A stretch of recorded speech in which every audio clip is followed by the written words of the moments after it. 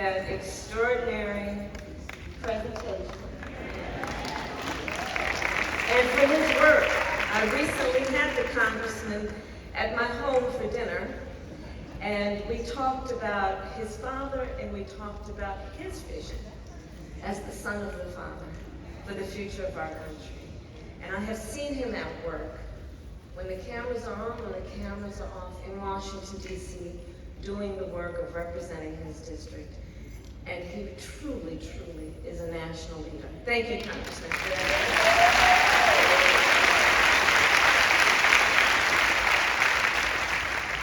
I want to thank Dr. Byron Brazier and First Lady for the warm welcome here.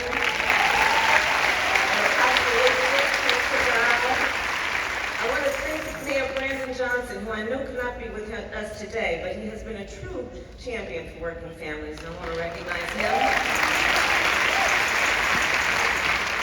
And to the members of Congress who are here, the state and local elected leaders, and all of the folks who are part of the leadership of this beautiful community and our nation, I thank you, and for that warm welcome. Thank you. I also must, and it is my joy to congratulate Reverend Dr. Freddie Haynes. So, I have known him and worked with him for over 20 years, including when we worked together years and years ago in the early days of the criminal justice reform movement. And I am so confident in his leadership and his ability to carry on the greatest traditions of this organization and to meet the challenges of this moment. Congratulations, Reverend.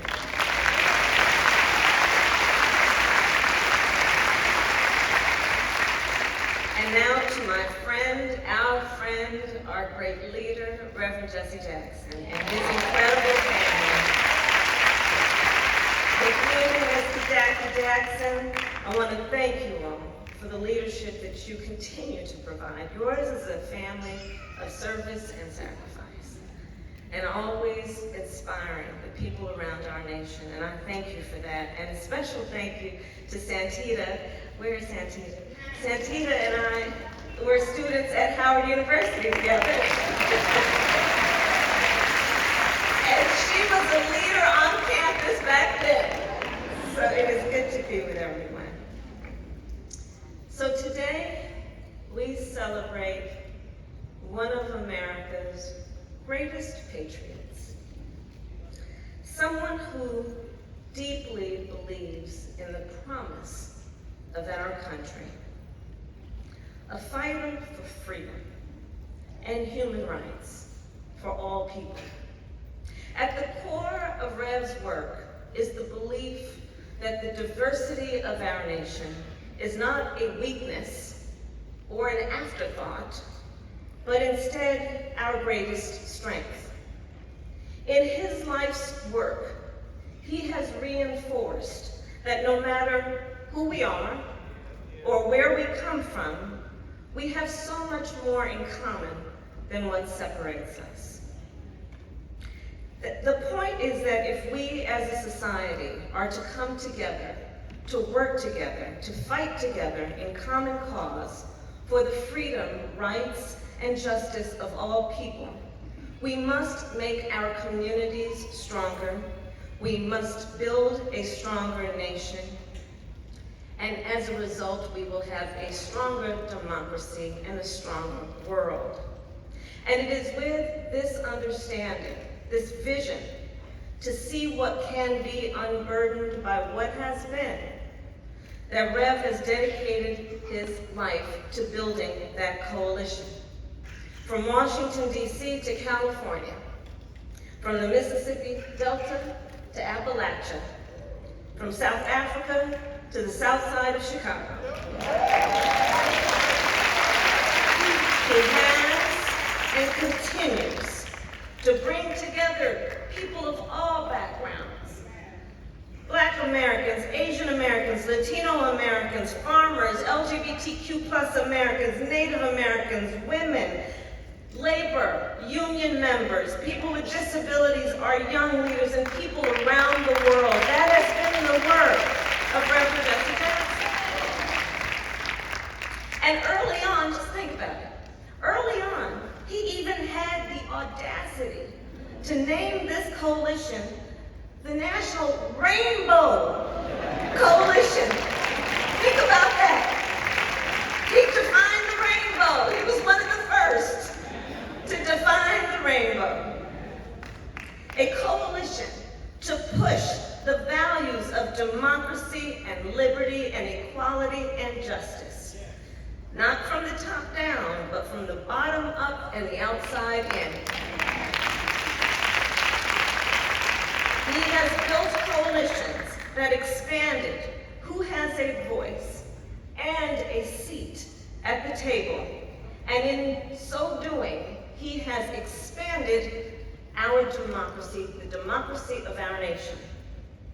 And he has done this work his whole life, always understanding that being clear-eyed is so important, and in particular, the importance of living in a way that we understand we must be present if we are to have a future.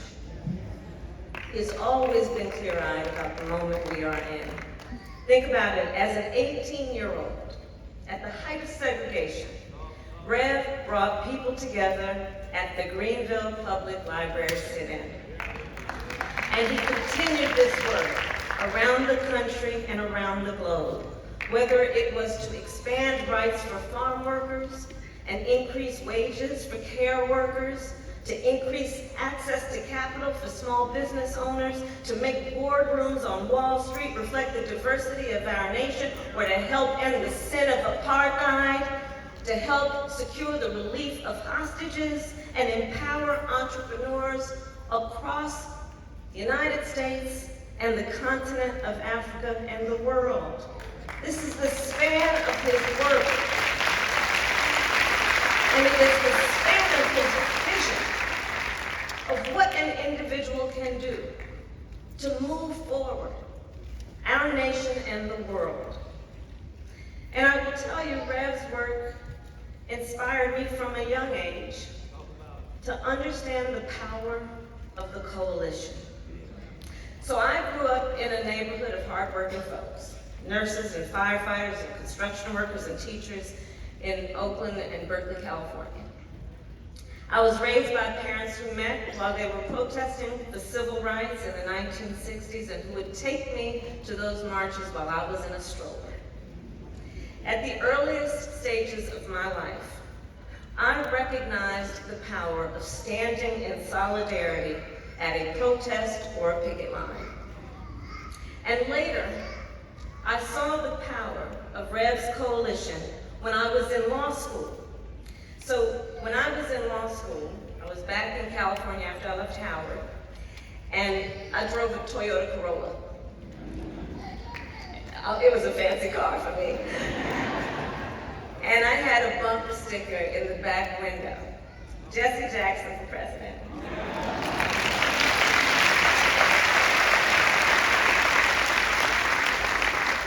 And so I would drive back and forth from Oakland, where I lived, to San Francisco, where I went to school.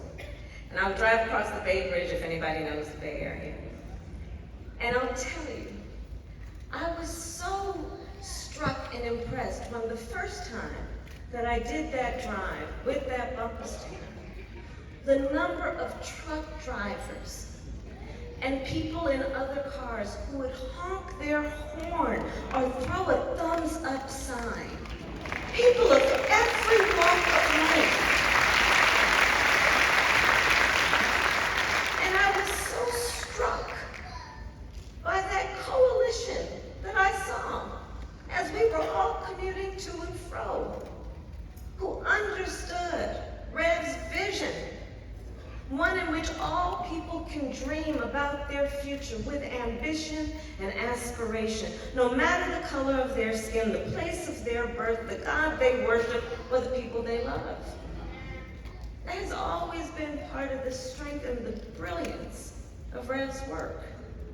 Those folks, I believe, they were honking and throwing a thumbs up in favor of fighting for freedom and for opportunity. Powered by his vision and the coalition that believed in it, Rev ran for president in 1984 and again in 1988, winning 13 primaries from South Carolina to Alaska. Let us remember that.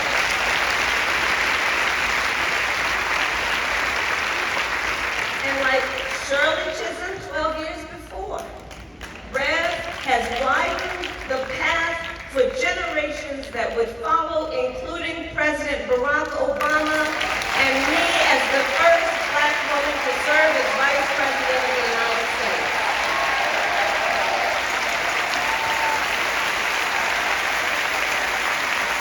I am clear about that. I am clear about that. And even before I served as Vice President, throughout my career, I often worked with Rev to do the work of taking his direction on how we should expand the coalition. As District Attorney of San Francisco, I worked with him to bring together law enforcement in the community so we could save people and help people have their voice be present around the injustices that were occurring, and also do what we should do to be smart in terms of how we achieve public safety. As Attorney General of California, I worked with him on consumer protection issues, and in particular because I took on and sued the big banks of the United States during the foreclosure crisis, and Rev was right there with his leadership supporting homeowners of America in terms of protecting their right to the American dream. And as United States Senator, I was proud to work with Rev as we did the work that we have an ongoing mission to do, which is to secure the right to vote for all people. And then in 2020, we worked together with folks across our country to mobilize that same coalition, to organize and to register voters. And as a result, Joe Biden and I went to the White House.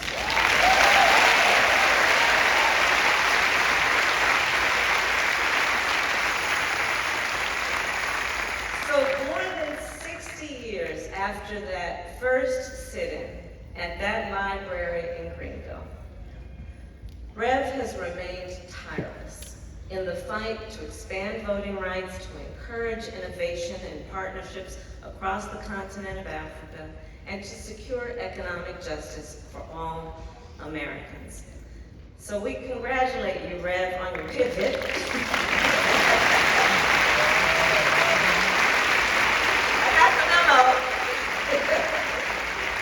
And as President Biden said today, Rev, you are a man of God and you are a man of the people.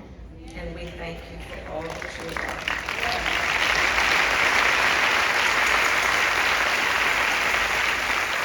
And so in the spirit of your ongoing work, Rev, I do believe that it is critically important that we who have been inspired by your leadership take on our responsibility to see clearly the moment we are now in. And let us acknowledge that the fight is more important than ever. Because church,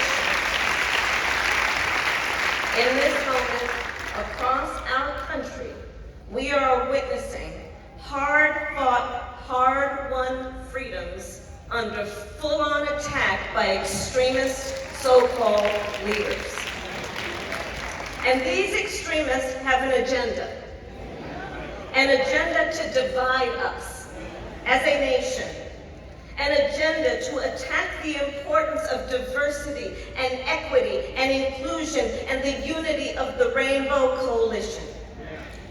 These extremists wrote legislation and brought litigation to the United States Supreme Court, the court of Thurgood, in 2013, and shall be beholden to destroy hard-fought, hard-won rights around the legitimate responsibility a government has to ensure that the people have unfettered access to the ballot. They laid the groundwork for the Dobbs decision last year when the court took away a constitutional right that had been recognized from the people of America, from the women of America. America took the right of every woman to make decisions about her own body, not having the government tell her what she's supposed to do. These extremists went back to the Supreme Court, and last month, the court cut off access to opportunity when they gutted affirmative action and student debt relief. And these extremists won a case that allows businesses to discriminate against the American people. State by state across our nation, these extremists banned books in the year of our Lord 2023. They ban books and prevent the teaching of America's full history. All the while they refuse reasonable gun safety laws to keep our children safe.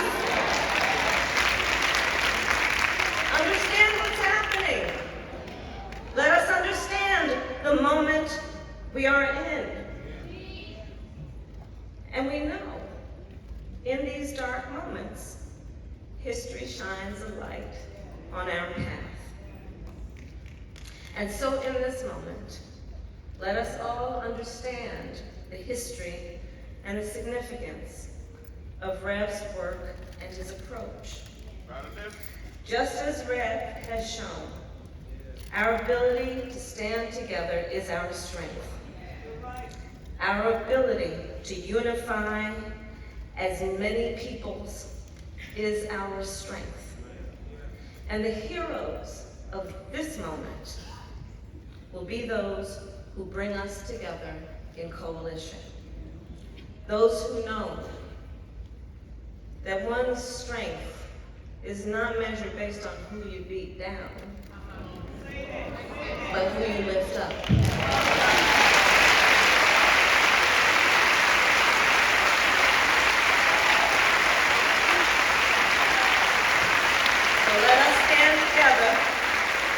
United and strong, knowing as Rev has always understood, we refuse to throw up our hands when it is time to roll up our sleeves. And as the great Coretta Scott King taught us, the fight for civil rights must be fought and won with each and every generation. And alas, that is our work. And our gains will not be permanent if we are not vigilant. And as we know from Romans chapter 5, verse 5, hope does not disappoint us. So fueled by the love of our country, just as Rev has done his entire career, let us keep hope alive. Let us keep hope alive.